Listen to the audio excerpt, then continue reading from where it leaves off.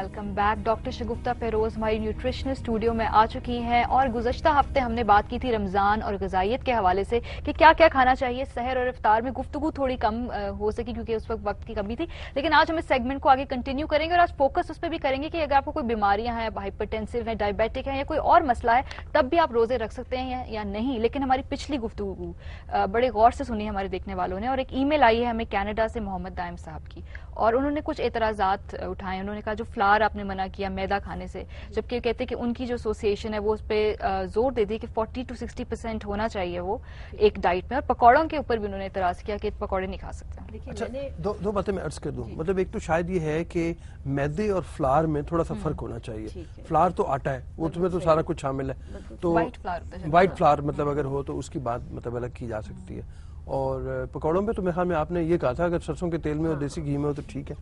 हाँ, मैं आपको ना ये वाइट फ्लावर की बात करना चाहूंगी, और मैंने मैदे पे ही कहा, उसी को मैं डेड फूड या गन बला कहती हूँ। वजह यह है कि जब मैदा बनाया जाता है तो वीट से यानी गंदुम से मैदा बनाने में तकरीबन 22 विटामिन्स और मिनरल्स गंदुम से निकल जाते हैं। उसमें सबसे इम्पोर्टेंट है B6 जो तकरीबन 86% निकल जाता है, और B6 जरूरी होता है हार्ट की हेल्थ के लिए। तो जो मैदा खा रहा है वो भूल जाए कि उसको हार्ट अटैक नहीं होगा। 98% उसमें से निकलता है मैग्नीज। मैग्नीज भी मसल्स के लिए बहुत जरूरी है। उससे ज्यादा जरूरी मैग्नीशियम है जो तकरीबन 86% मैदा बनाते हुए निकल जाता है, और मैग्नीशियम भी हार्ट के लिए जरूरी है। फिर एक और चीज जो बहुत जरूरी निकलती है वो क्रोमियम है। जब आप गंदुम को मैदे में कन्वर्ट करते हैं तो गंदुम में से क्रोमियम बिल्कुल ही निकल जाता है जो शायद 98% है। तो क्रोमियम हमें गंदुम देती है हमें शुगर से बचाने के लिए या डायबिटीज से बचाने के लिए। तो गंदुम खाने वाला बंदा इन सारी बीमारियों से बचेगा, मैदे खाने वाला इंसान इन सारी बीमारियों का शिकार होगा। इसलिए मैदा इज अ डेड फूड, उसमें कुछ नहीं है। इसमें थोड़ा सा ये भी बता दीजिए कि अब आपने आम आटा लिया और उसमें चॉकर ज्यादा मिला दिया, ठीक है, तो उससे कोई नुकसान हो रहा है? क्योंकि डायबिटीज के लोगों को या बहुत से लोगों को आजकल ये कहा जाता है कि आप ज्यादा चॉकर मिला के आटा खाएं। ठीक है, तो देखिए नहीं, जब तक चोकर गंदुम का हिस्सा है उसमें 7 लेयर्स ऑफ माइक्रो न्यूट्रिएंट्स हैं जो हमें जिंदगी देते हैं। 7 लेयर्स हैं उस चोकर में जो गंदुम के ऊपर चढ़ा हुआ है। जब आप उस चोकर को गंदुम से अलग कर देते हैं तो वो चोकर जो है वो एक डेड फाइबर बन जाता है, क्योंकि उसको नरिशमेंट गंदुम के सेंटर से आ रही होती है। जब आपने छान के चोकर अलग कर दिया तो अब ये चोकर एक मरा हुआ फाइबर है, डेड फाइबर है, जिसकी 3-4 अपनी एक क्वालिटीज है। नंबर 1, जब आप उसको खाते हैं तो वो जिस्म में जाके पानी रिटेन करता है, वाटर रिटेंशन करता है। नंबर 2, वो बॉडी से निकल नहीं सकता खुद, क्योंकि अब वो डेड फाइबर है, तो वो आपकी बॉडी में से कैल्शियम खींचता है और कैल्शियम को चिपक के बोन से बाहर निकलता है। अच्छा। तो चोकर खाने वाले लोगों के अंदर कैल्शियम डेफिशिएंसी जरूर होती है, ये आप जनरली ऑब्जर्व कर लें। इवन मेल अगर आदमी कोई अगर चोकर का ब्रेड, चोकर का रस या चोकर का आटा एक्सेसिवली खाता है तो उसको बॉडी पेन्स रहती है, क्योंकि उसका कैल्शियम लेवल डिस्टर्ब हो जाता है। तीसरी बात यह है कि इस फाइबर के अंदर फंगस बहुत ग्रो करती है। तो चोकर मिला देना गंदुम के अंदर बहुत बड़ी बेवकूफी है।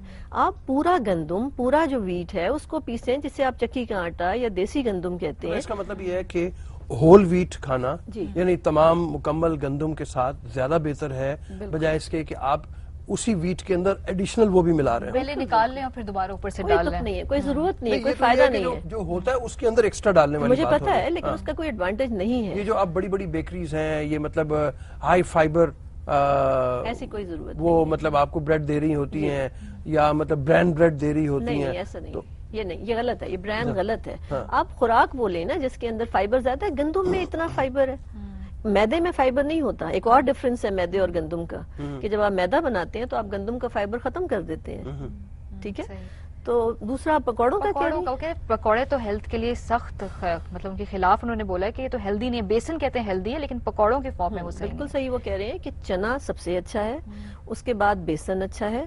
बेसन की फॉर्म्स को अब मुख्तलिफ तरीकों से चेंज करते हैं। पकौड़े के अंदर जो चीजें डाली जाती हैं, अदरक, लहसुन, प्याज, जीरा, तो कुछ खुराकों के नेट इफेक्ट को देखा जाता है। जैसे उबला हुआ चावल बुरा है, बिरयानी ठीक है, ये उसका नेट इफेक्ट है। इसी तरह ये जो नूडल्स हैं वो अगर आप अकेले खा रहे हैं तो वो हेल्दी नहीं है। ग्लाइसीमिक इंडेक्स एक चीज होती है, ये डॉक्टर साहब का जरूर समझ जाएंगे। लेकिन जब नूडल्स चाउमिन बना दी जाती है तो उसका ग्लाइसेमिक इंडेक्स बैलेंस हो जाता है, या उस खुराक का नेट इफेक्ट जो है वो इस तरह हो जाता है कि वो हेल्दी बन जाती है। इसी तरह बेसन शायद गैस वैस करता है, لیکن جب آپ اس کے پکوڑے بنا دیتے ہیں اور اس کو آئیڈیلی اگر دیسی گھی میں فرائی کرتے ہیں تو آپ کی ہاں مطلب آئیڈیل از دیسی گھی because it is more compatible to the body right, وہ اور اعلیٰ پکوڑا ہو جائے گا. میں یہ پکوڑے کھلاتی ہوں ڈائبٹکس کو and I get excellent results. میں یہ کھلاتی ہوں واٹر ریٹینشن کے پیشنٹس کو بیکاز بیسن کی ایک کوالٹی ہے کہ وہ پانی ایبزارب کرتا ہے.